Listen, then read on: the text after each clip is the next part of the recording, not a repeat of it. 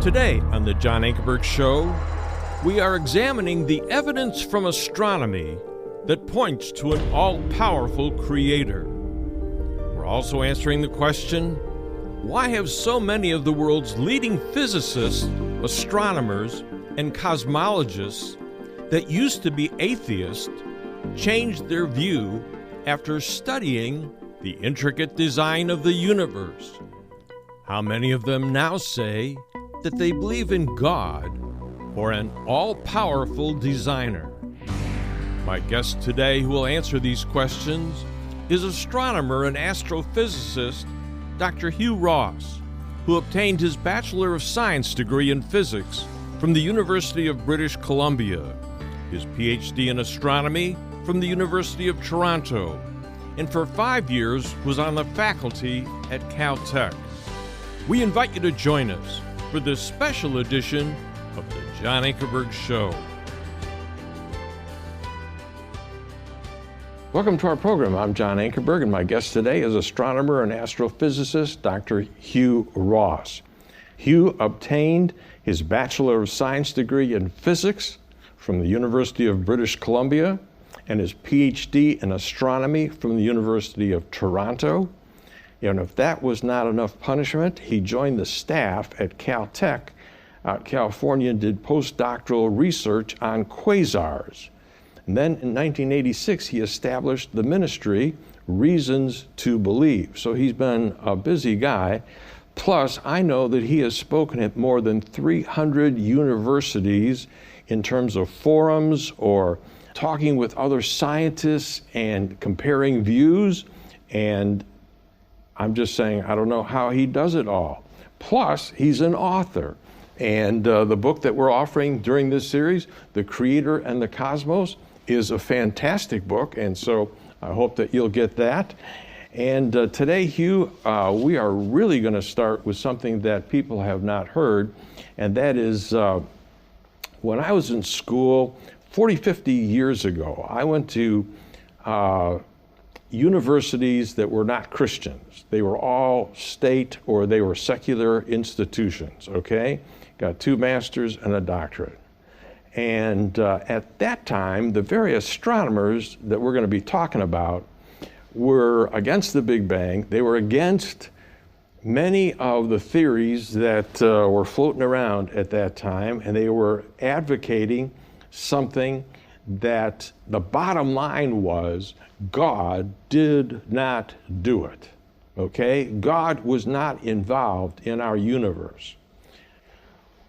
What I've found in reading your books is many of these men that I knew, either hearing them do lectures or reading their books when they were against God, have changed their mind over the 40, 50 years since I was in the university. And you say the discovery of this degree of design in the universe, which we see all around us, which we've been talking about, is having a profound theological impact on the very astronomers that I used to listen to 40, 50 years ago. And I want the people to hear what they are saying now as compared to when they were saying it then. And you know a lot of these guys personally. And I'd like to start with Fred Hoyle. He was a staunch atheist, very vocal and well-known. And one of the things that he said, I do not believe that any scientist who has examined the evidence would fail to draw the inference that the laws of nuclear physics have been deliberately designed. Now, he's saying that now, that's not what he said then. He was leading the steady state theory at that time. Why did he change his mind? Well, he's dead now, but he was steady state all of his life. Although in the last years he talked about the quasi-steady state model because he realized his original steady state wasn't working, but his quasi-steady state wasn't working either. So he remained committed to that. He remained committed to his Hindu worldviews, but he was part of a 4-scientist team that back in the 1950s tried to figure out where do all the elements come from. And they recognized that the universe begins with hydrogen and helium, but how do we get past the helium barrier? And it was Fred Hoyle, along with Willie Fowler and Jeffrey and Margaret Burbage, that recognized it takes incredible fine-tuning of the ground state energy levels of helium, beryllium, carbon, and nitrogen to get a universe that actually has roughly equal amounts of carbon and oxygen. Yeah, and he was so impressed, he put out this statement: a super intellect has monkeyed with physics as well as with chemistry and biology. That's quite a statement. It is, but he recognized, notice that the organisms that we see here on planet Earth are optimally designed to take advantage of those equal amounts of carbon and oxygen. And so, yeah, the chemistry is fine-tuned, the physics is fine-tuned, the biology is fine-tuned, and there has to be some intelligent agency behind it. Yeah, Paul Davies is another astrophysicist and has moved from promoting atheism to conceding that the laws of physics seem themselves to be the product of exceedingly ingenious design. What a statement. Well, he based that on the fact that it takes incredible fine-tuning of the different laws of physics to get a universe where you got atoms and molecules. Any slight change, you get no atoms or molecules at all, and there'd be no possibility for life. Yeah, and he went on and he further said, there is for me powerful evidence that there is something going on behind it all. The impression of design is overwhelming. And then he said, it seems as though someone has fine-tuned nature's numbers to make the universe. Yeah, and he wasn't just referring to the laws of physics. He says, when we look at the features of the universe, every one of the features we observe has to be fine-tuned to a very particular number in order to make life possible in the universe. Yeah, here's another one. Astronomer George Greenstein, in his book, The Symbiotic Universe, said these things. As we survey all the evidence, the thought insistently arises that some supernatural agency, or rather, with a capital, agency, must be involved. Is it possible that suddenly, without intending to, we have stumbled upon scientific proof of the existence of a supreme being? Was it God who stepped in and so providentially crafted the cosmos for our benefit? What a statement.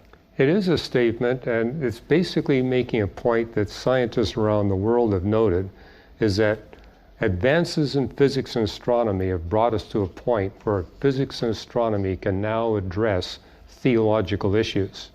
100 years ago, there really wasn't this theology. Today, it's there. Now, I'm not saying these people become Christians, but they have recognized there has to be some mind behind it all, some super intellect that's responsible for what we see here.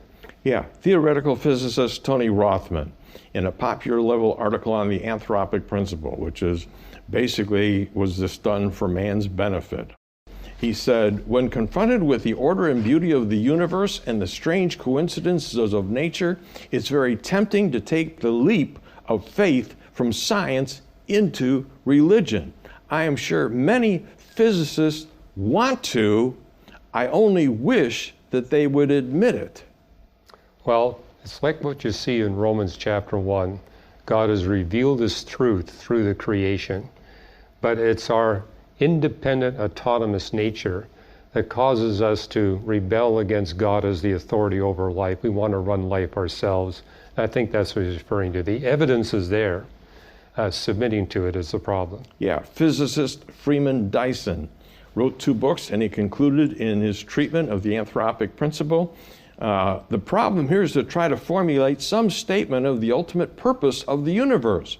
In other words, the problem is to read the mind of God. I do not feel like an alien in this universe. The more I examined the universe and study the details of its architecture, the more evidence I find that the universe, in some sense, must have known that we were coming. Yeah, what Dyson is referring to is that when we astronomers look at the universe, we're looking at the universe of the past because it takes light time to reach our telescope. But we're actually at a point now where we can observe the entire past history of the universe. And Freeman Dyson is pointing out, throughout that entire observed history of the universe, we see that the universe is being step by step by step prepared for the entry of human beings. And he added this important point, not just for the entry of human beings, but for some destiny or purpose for humanity. Yeah, Arno Penzias, who shared the Nobel Prize for Physics for the discovery of the cosmic background radiation, he said this: astronomy leads us to a unique event, a universe which was created out of nothing, one with the very delicate balance needed to provide exactly the conditions required to permit life, and one which has an underlying, one might say, supernatural plan. Yeah, he's making two key points here, that the universe has to be created by some causal agent outside of matter, energy, space, and time. But he's not just a deistic God, he's a theistic God, in that he's intimately involved in crafting the universe after he creates it so that humans can enter and fulfill their eternal destiny. I've got another quote here that I find very, very interesting. In A Brief History of Time, which was the 1991 documentary about Stephen Hawking, Hawking's colleague and distinguished mathematician Roger Penrose commented, "I would say the universe has a purpose. It's not there just somehow by chance." Well, it shows you what's happened in the community of cosmologists, in that there's now a desire to talk about the philosophical implications. Stephen Hawking and Roger Penrose, who combined to write the first of the space-time theorems, actually taught a class at Cambridge University where they alternated, but it was a debate. And so you have Stephen Hawking defending a deistic interpretation of the universe, and you got Roger Penrose defending a theistic interpretation. Neither were believers, but one was arguing for an impersonal God, the other was arguing for a personal God, and they actually wound up publishing a book that documents what happened in their course.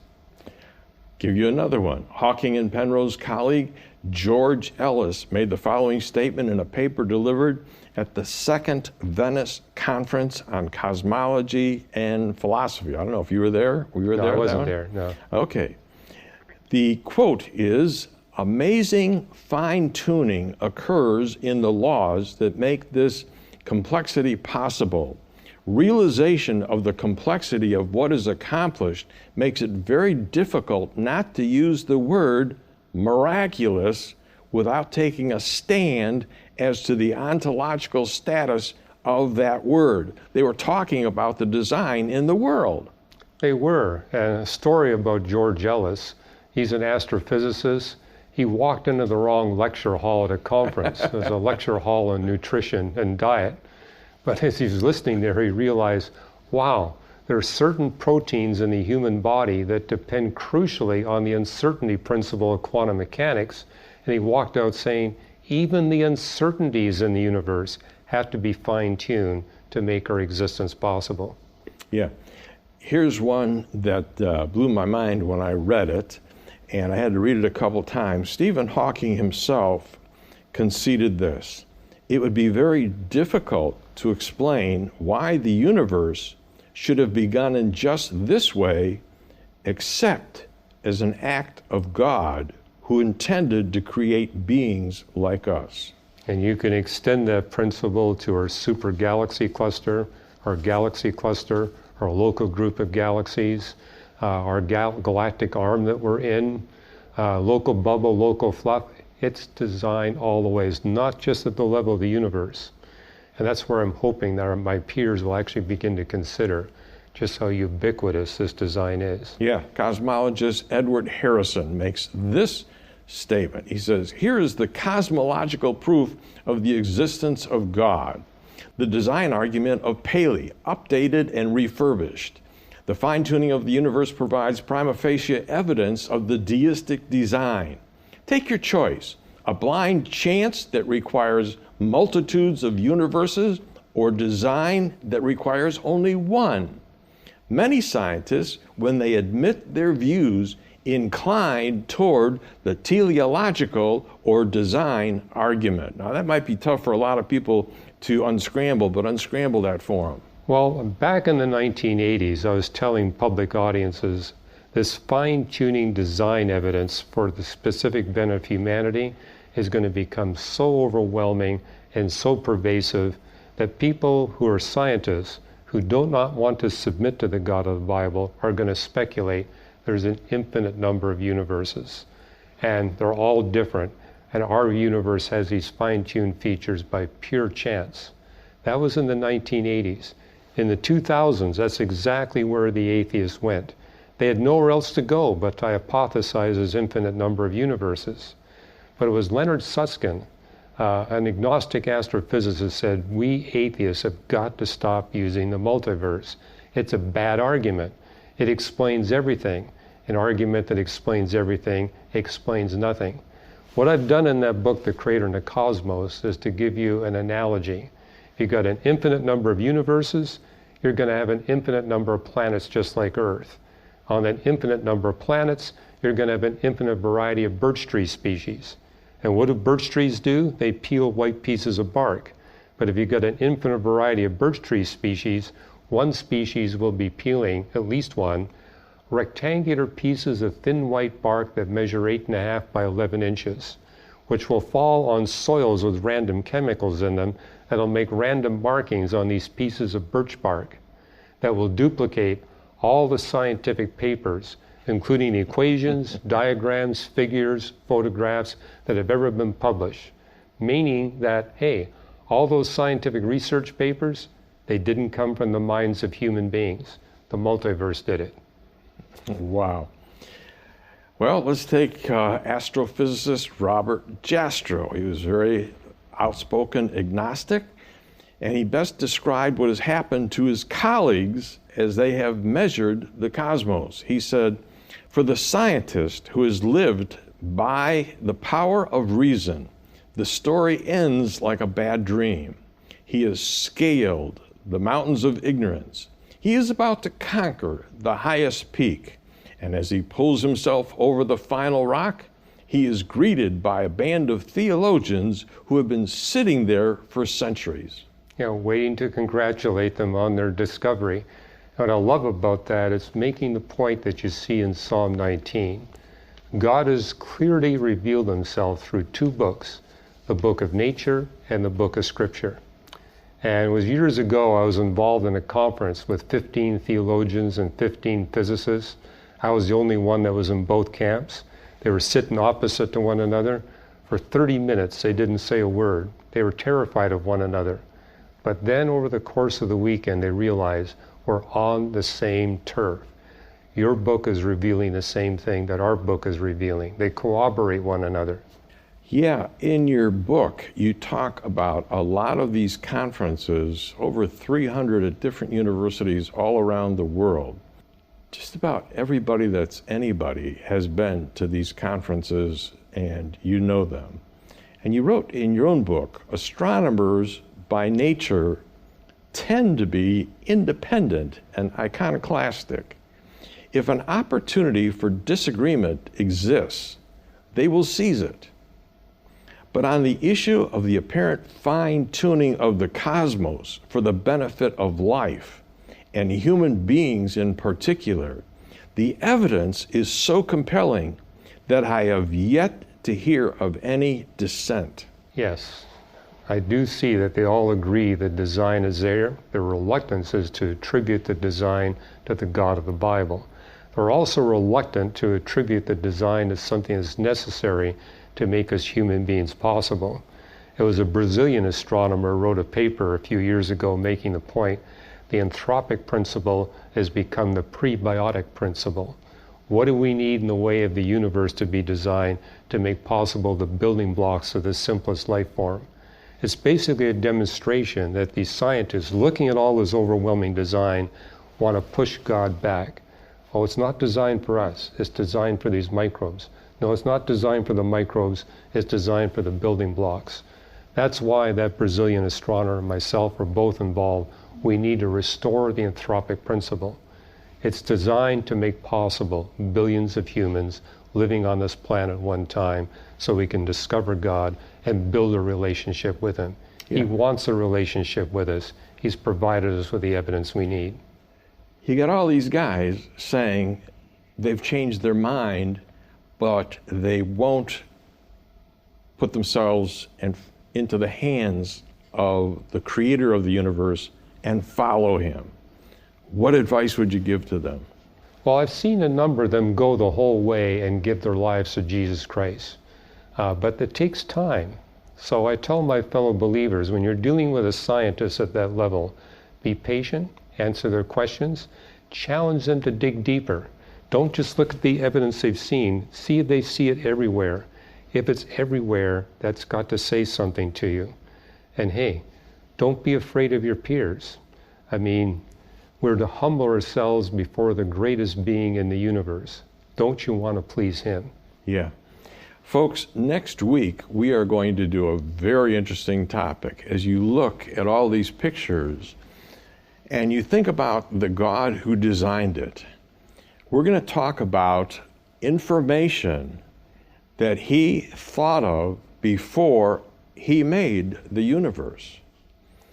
And when He made the universe and He made Earth, and when He gave us the Bible, 2,000 years before science, He started putting little pieces of information, scientific information, that the scientists are just finding out now. And it's in the Bible. And we're going to look at some of this information that is there that nobody knew about up until the present day. And what does that say about the one who put the information there through the prophets? And then what did Jesus Himself say? And we're also going to talk about, I'm going to ask Hugh to show us, when we get to Jesus, Jesus claimed that He had all power in heaven and earth. And after His resurrection, He walked right through doors that were closed, and He came in and talked to the disciples. How can a person in our dimensions walk through doors that are locked? He's going to give you a demonstration of how that can be done next week. I hope that you'll join us.